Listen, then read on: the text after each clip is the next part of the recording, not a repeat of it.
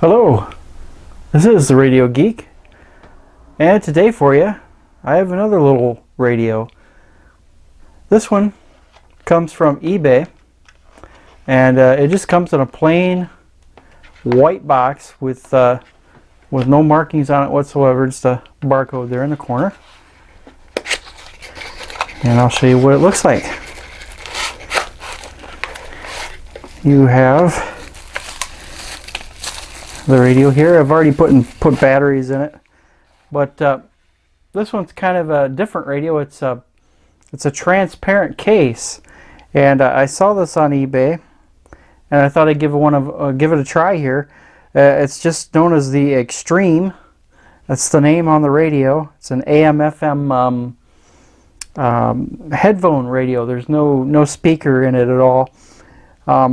It's actually a little nicer than I thought it was going to be. It was really inexpensive, really cheap, and I thought, well, it's probably going to be really low-grade, cheap plastic and whatnot.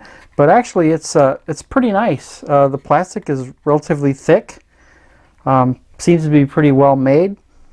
It might be kind of hard to see on the camera because it is, see-through, clear.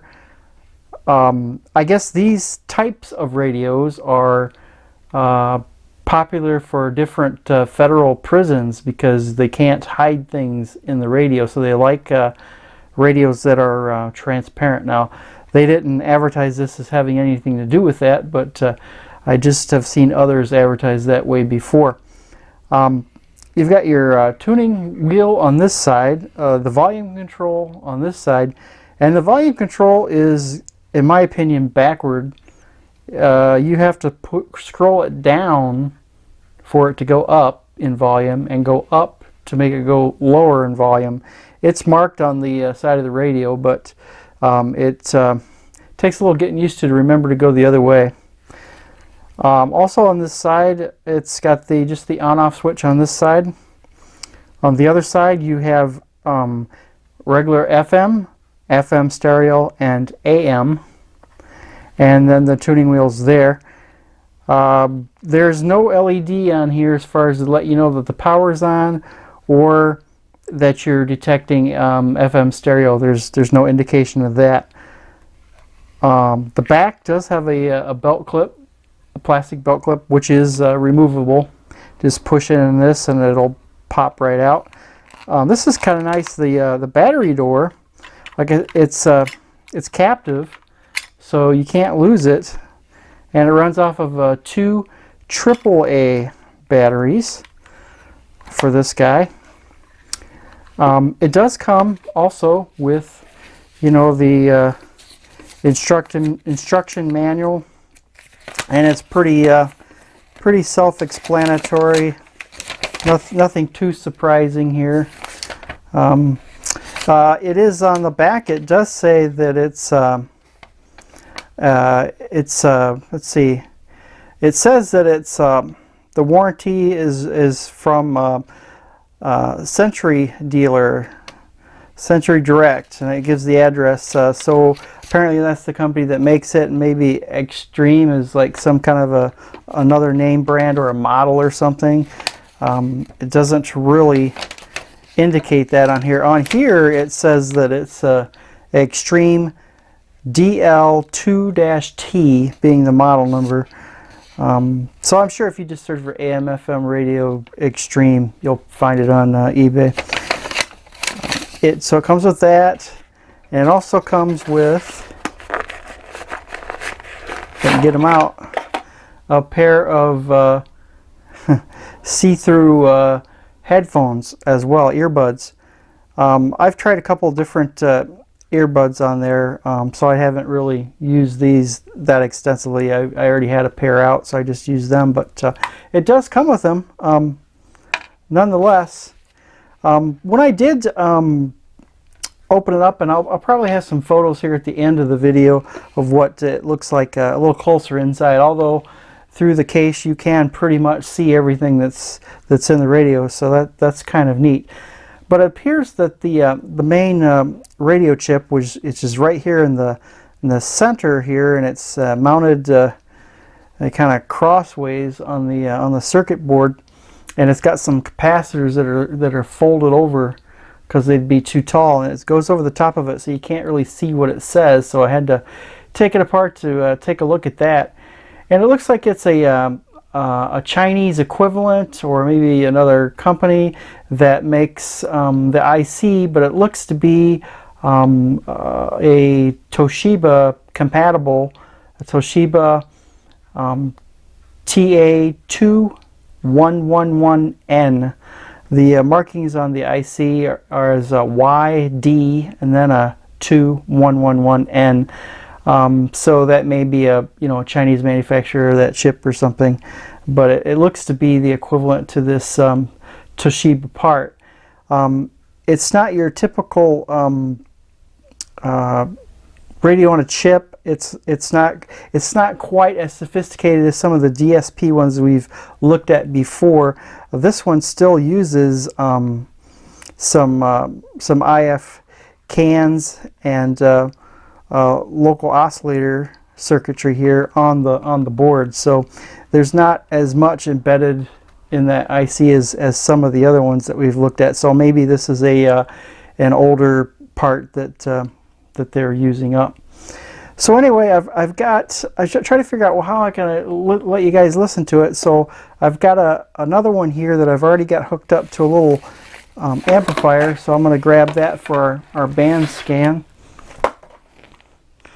So this is what I've got here. I've got the old Radio Shack amplifier, and then I've just got the cord running to the amplifier. I had some problems earlier with a connection here, and it was kind of scratchy, so that's not the radio, it's just the cord here. I did notice something with this radio and the AM band, and I checked it out with different headphones, and I tried the other radio, and they both do the same thing, and that is, whenever you're tuned to AM station, whether you're on a strong station or a weak station or in between stations, there's a constant kind of like a background hiss that you get constantly. So that's kind of unfortunate. It does pick up halfway decent. It was picking up some what I would call easy DX, some Chicago stations, and some stations on the East Coast, like WBZ and a couple in Minnesota and Iowa. So it was picking up some of the bigger powerhouses in addition to the local stuff. So it's not too bad of an AM receiver. It's just that constant background hiss noise that it makes, which is unfortunate. Now FM sounds great. No problem with FM at all.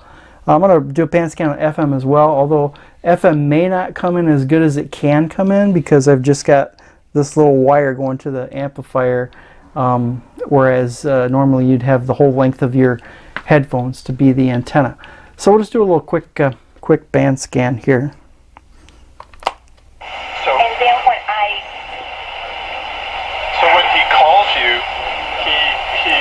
Now this is a pretty strong station, and you can kind of detect that background hiss. Now I'll tune away from that.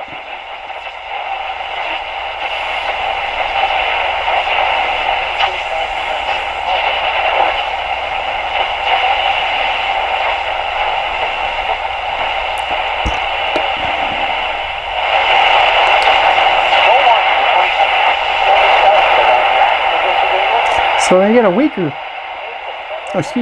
station, and you got to turn up the volume, and you get a lot more of that hissing noise.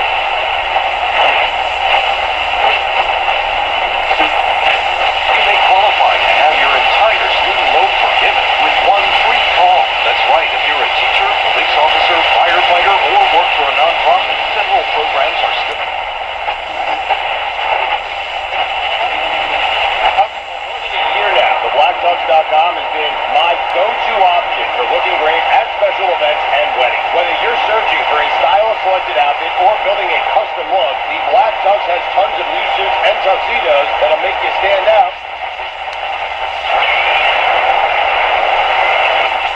Flashlight that is always with you. It's a protective case for your eyes.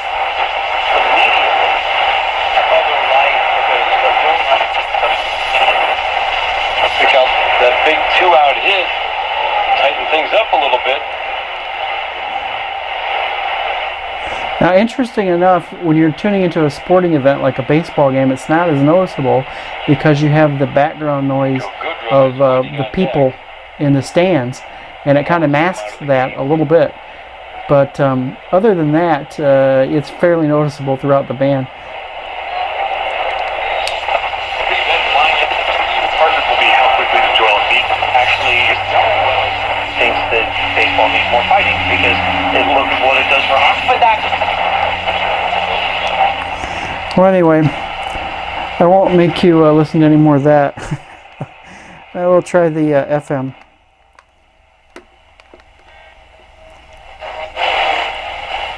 Well, Embiid, which I think they will, this seems just a problem.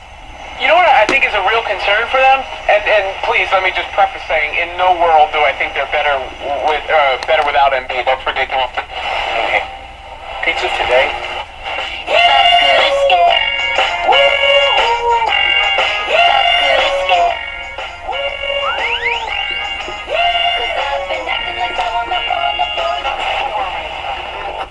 After we take a short break, rock critic Ken Tucker will review John Prine's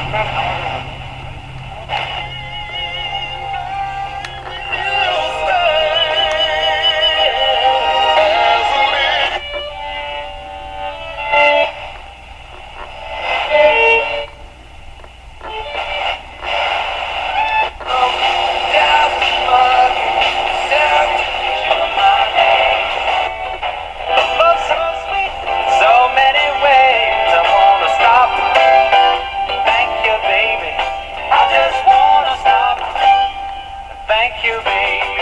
Oh, yes. How sweet it is to be loved by you. details. Are you looking for a career that'll... Outstanding play. Griffin did goal. Baccarat, so...